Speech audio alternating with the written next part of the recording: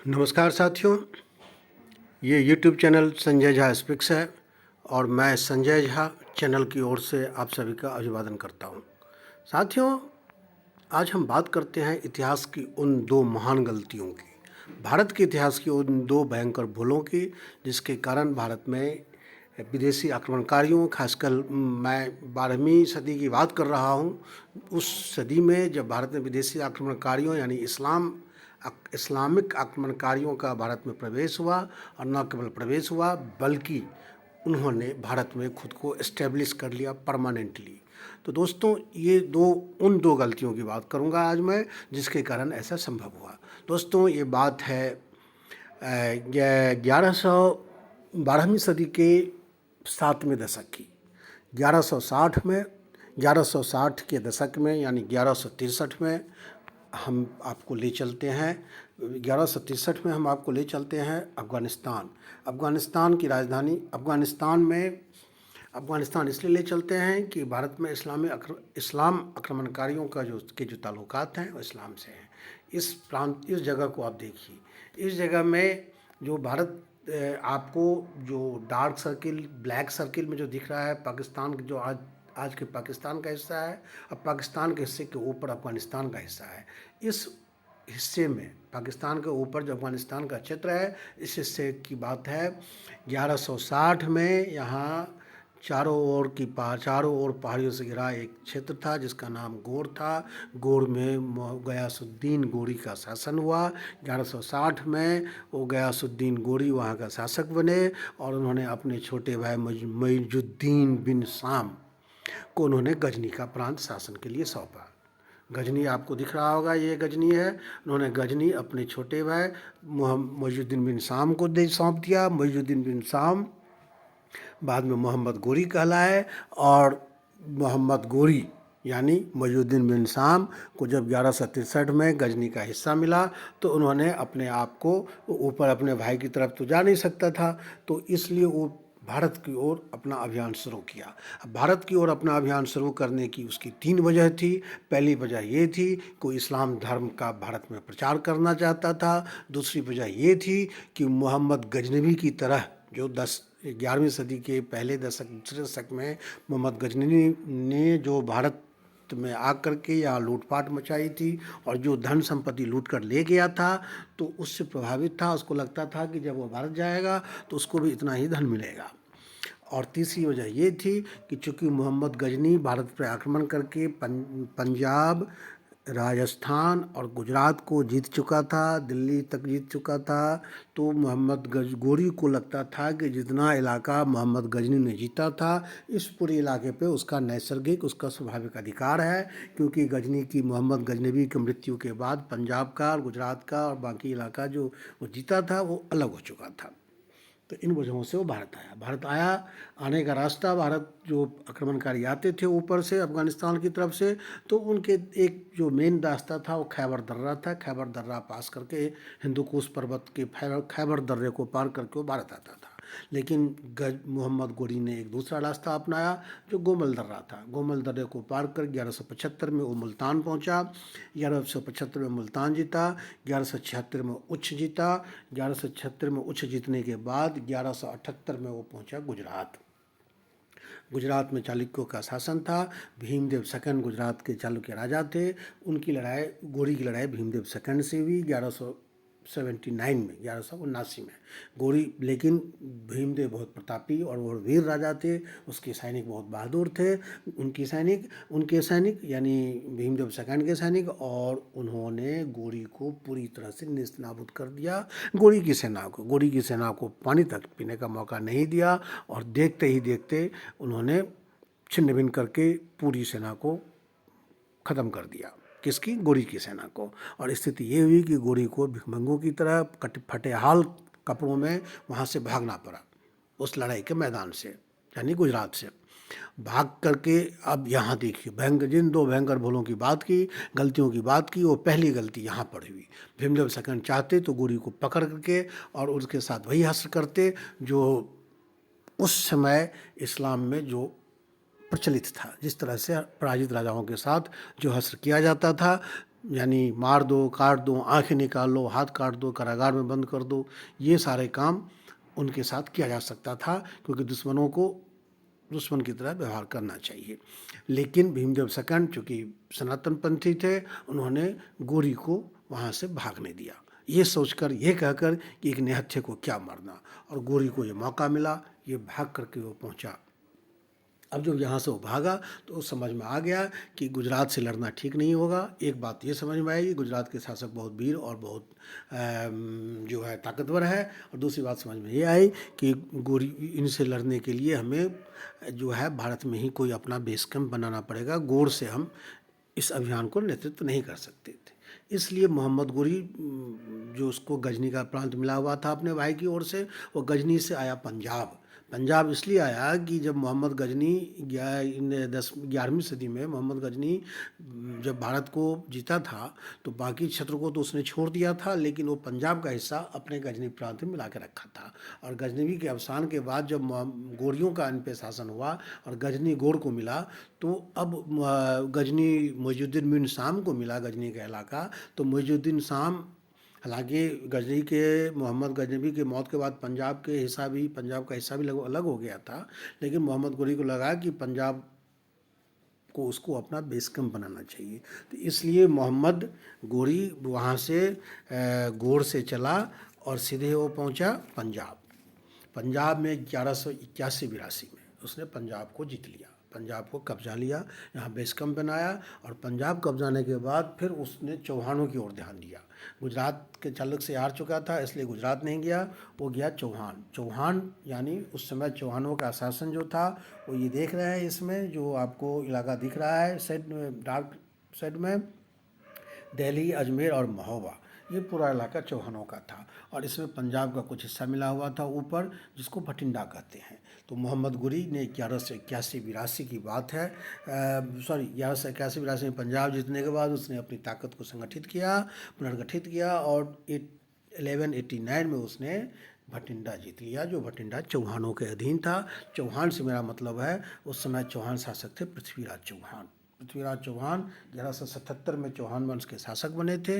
अजमेर, दिल्ली और महोबा उनके अधीन में था, और उनकी 1177 में उनकी उम्र मात्र 11 साल थी। 11 साल की उम्र में वो चौहान का वंश का शासक बने थे, और 1189 में उनको गोरियों, उनके इलाके भटिंडा को गोरी ने जीत लिया। भटिंडा जीतने के बाद पृथ्वीराज चौहान ने अभियान किया और भटिंडे की घेरेबंदी कर दी। और भटिंडा घेरने के बाद गोरियों को हराने के लिए, भगाने के लिए उन्होंने भटिंडे की घेराबंदी की थी। और 1191 में तराइन का पहला युद्ध हुआ एक भटिंडा को लेकर, जिसको भटिंडा को तबर हिंद भी कहते हैं। और दोस्तों, इस युद्ध में, तराइन के युद्ध में, ये इतिहास की दूसरी महत्वपूर्ण गलती, इस तराइन के युद्ध में, Tarain, the first battle of Tarain, जो आप इस पिक्चर में दिख रहा है। दोस्तों, आपको एक चीज़ मैं बता दूं कि ये जो पिक्चर है, ये जो सारे फ़ोटोज़ हैं, हमने गूगल से लिए हैं। इसको हमने बनाया नहीं है, इसको हमने क्रिएट नहीं किया है, ये गूगल का फ़ोटो है, गूगल से हमने इसको लिया है। तो दोस्तों, ये क्लियर कर दिया आपको तराइन का फर्स्ट युद्ध। तो जो फर्स्ट बैटल ऑफ तराइन में मोहम्मद गोरी की सेना को जैसे चालुक्यों ने हराया था, उससे पहले 1178-79 में, उसी तरह से 89 यानी 10 साल बाद गोरी को फिर उसी तरह की शर्मनाक हार का सामना करना पड़ा। और तराइन के युद्ध में पृथ्वीराज चौहान के सैनिकों ने गोरी के सैनिकों को बुरी तरह से पछाड़ दिया। अब फिर वही स्थिति क्रिएट हुई, गोरी को फिर जान बचाकर यहाँ से भागना पड़ा। मोहम्मद गोरी, जो मुइजुद्दीन बिन शाम कहलाता था, गोरी को यहाँ से भागना पड़ा फतेहाल। और पृथ्वीराज चौहान ने उसको भागने दिया। पृथ्वीराज चौहान ने गुजरात के चालुक्यों से अगर सीख ली होती कि हारने के बाद फिर दोबारा आया है, तो पृथ्वीराज चौहान ये गलती नहीं करते शायद। या दूसरी बात यह है कि पृथ्वीराज चौहान 11 वर्ष की उम्र में शासक बने थे, और जब तराइन का पहला युद्ध हुआ था, तो यानी 1177 से ये 89 में हुआ था, 20-22 साल उनकी उम्र रही होगी।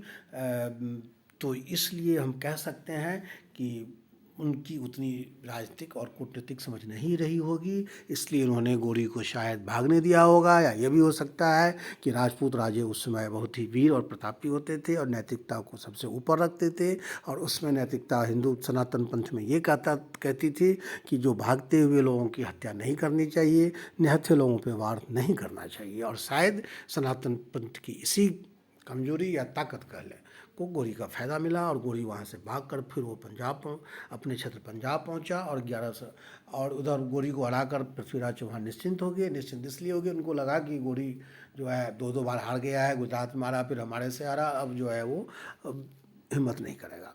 लेकिन ऐसा नहीं हुआ। पृथ्वीराज चौहान जो है अपने जश्न में डूब गए, और उधर जो है गोरी ने अपनी ताकत को संगठित किया, और 1192 में फिर उसी तराइन में आदम का, और वहाँ फिर लड़ाई हुई, और उसमें पृथ्वीराज चौहान बुरी तरह से हार गए।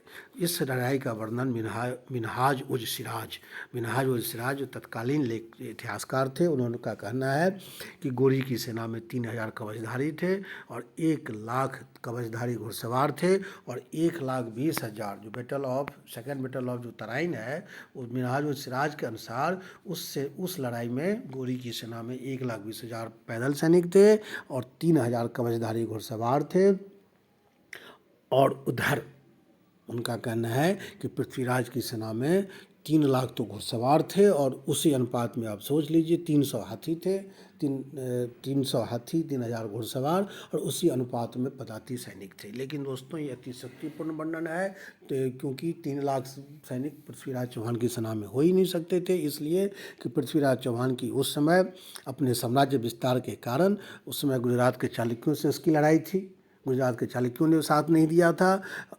गुजरात के चालुक्यों ने साथ इसलिए नहीं दिया था कि जब गुजरात के चालुक्य यानी भीमदेव सेकेंड जब गोरी से लड़े थे 1178-79 में, तो पृथ्वीराज चौहान से मदद मांगी थी, तो पृथ्वीराज चौहान ने उनकी मदद नहीं की थी। वो भी एक भूल थी पृथ्वीराज चौहान की। हालांकि इस भूल का श्रेय उनके दरबारियों को जाता है, लेकिन हकीकत ये है कि पृथ्वीराज चौहान ने भीमराज सेकेंड की मदद नहीं की थी 1178 में। इसलिए 1192 में जब पृथ्वीराज चौहान को गोरी से लड़ना पड़ा द्वितीय battle of second battle of Tarain में, तो भीमराज ने उनकी मदद नहीं की। इस तरह से पूरब में जो गढ़वाल कन्नौज के गढ़वाल वंश थे, जिसका शासन कन्नौज से लेकर के बनारस तक फैला था, जयचंद, उसने मदद नहीं की। ये गलत कहना है कि जयचंद ने गोरी को बुलाया था पृथ्वीराज को हराने के लिए। ये सही है कि पृथ्वीराज चौहान ने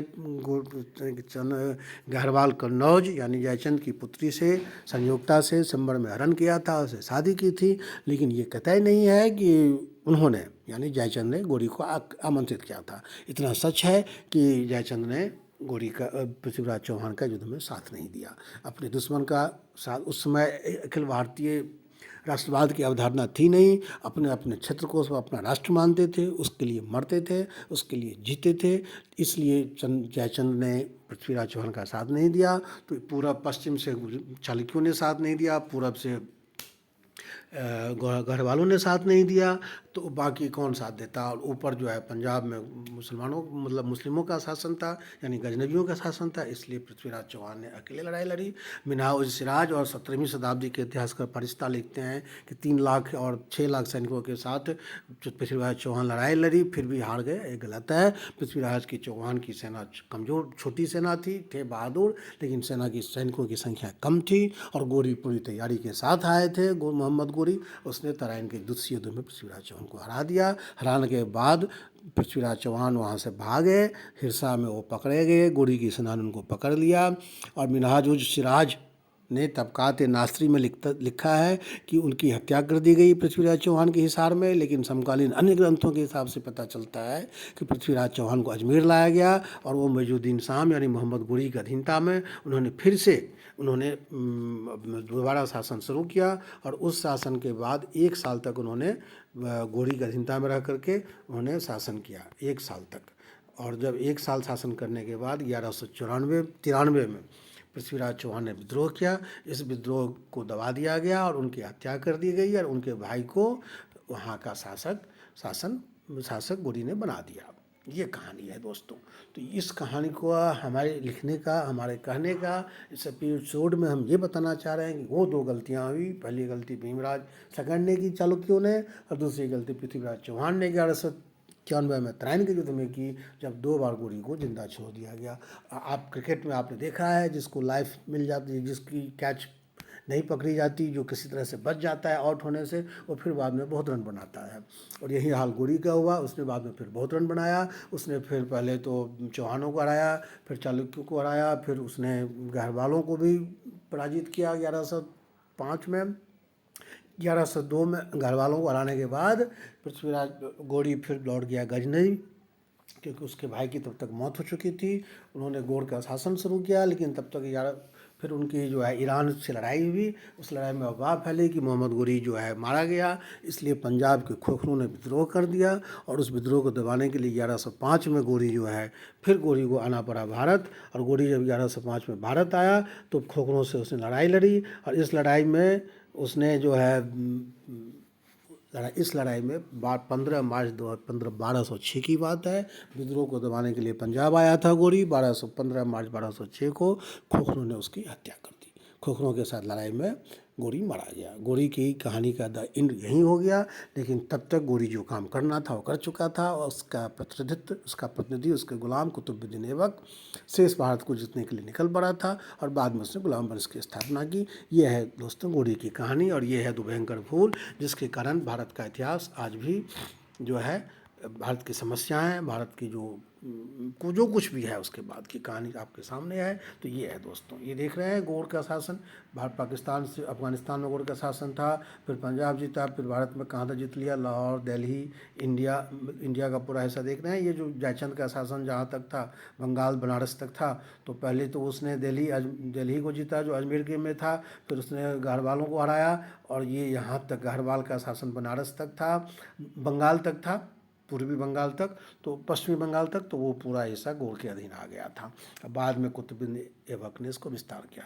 दोस्तों एपिसोड को हम यही ख़त्म करते हैं, हमें इजाज़त दीजिए।